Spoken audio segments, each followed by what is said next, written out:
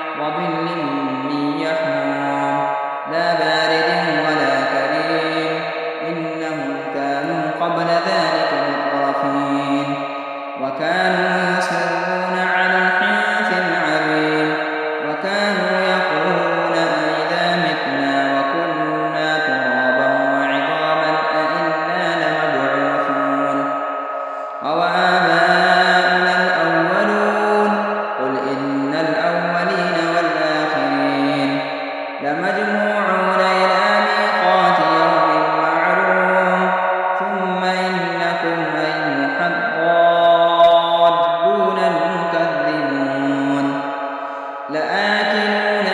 من شجر من زقوم فمالئون منها البطون فشاربون عليه من الحميم فشاربون شرب الهيم هذا نزلهم يوم الدين نحن خلقناكم فلولا تصدقون أفرأيتم ما تمنون أأنتم تخلقونه أم نحن الخالقون نحن قدرنا بينكم الموت وما نحن بمسبوقين على أن نبدل أمثالكم وننشئكم فيما لا تعلمون ولقد علمتم النشأة الأولى فلولا تذكرون أفرأيتم ما تحدثون أأنتم تزرعونه أم نحن الزارعون لو نشاء لجعلناه حطاما فظلتم تفكهون إنا لمغرمون بل نحن محرومون أفرأيتم الماء الذي تشربون أأنتم أنزلتموه من المزن أم نحن المنزلون لو نشاء جعلناه أجاجا فلولا تشكرون أفرأيتم النار التي تورون أأنتم أنشأتم شجرتها أم نحن الناشئون نحن جعلناها تذكرة ومتاعا للمقوين فسبح باسم ربك العظيم فلا أقسم بمواقع النجوم وإنه لقسم لو تعلمون عظيم إنه لقرآن كريم في كتاب مكنون لا يمسه إلا المطهرون تنزيل من رب العالمين أفبهذا الحديث أنتم مدهنون وتجعلون رزقكم أنكم تكذبون فلولا إذا بلغت الحلقوم وأنتم حينئذ تنظرون ونحن أقرب إليه منكم ولكن لا تبصرون فلولا إن كنتم غير مدينين ترجعونها إن كنتم صادقين فأما إن كان من المقربين فروح وريحان وجنة نعيم وأما إن كان من أصحاب اليمين فسلام لك من أصحاب اليمين وأما إن كان من المكذبين الضالين فنزل من حميم وتصفية جحيم إن هذا لهو حق اليقين فسبح باسم ربك العظيم بسم الله الرحمن الرحيم تبارك الذي بيده الملك وهو على كل شيء قدير الذي خلق الموت والحياة ليبلوكم أيكم أحسن عملا وهو العزيز الغفور الذي خلق 7 سماوات طباقا ما ترى في خلق الرحمن من تفاوت فارجع البصر هل ترى من فطور ثم ارجع البصر كرتين ينقلب إليك البصر خاسئا وهو حسير ولقد زينا السماء الدنيا بمصابيح وجعلناها رجوما للشياطين وأعتدنا لهم عذاب السعير وللذين كفروا بربهم عذاب جهنم وبئس المصير إذا ألقوا فيها سمعوا لها شهيقا وهي تفور تكاد تميز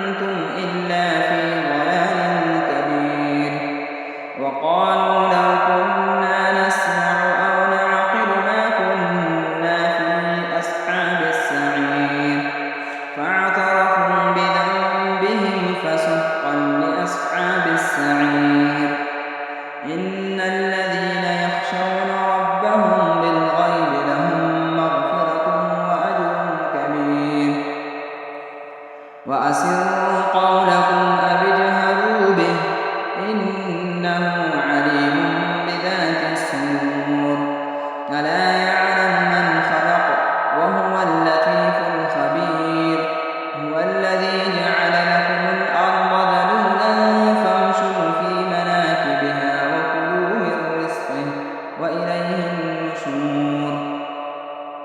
أأمنتم من في السماء أن يخسف بكم الأرض فإذا هي تمور أم أمنتم من في السماء أن يرسل عليكم حاسبا فستعلمون كيف نذير ولقد كذب الذين من قبلهم فكيف كان نكير أولم يروا إلى الطير فوقهم صافات ويقبض ما يمسكهن إلا الرحمن إنه بكل شيء بصير أمن هذا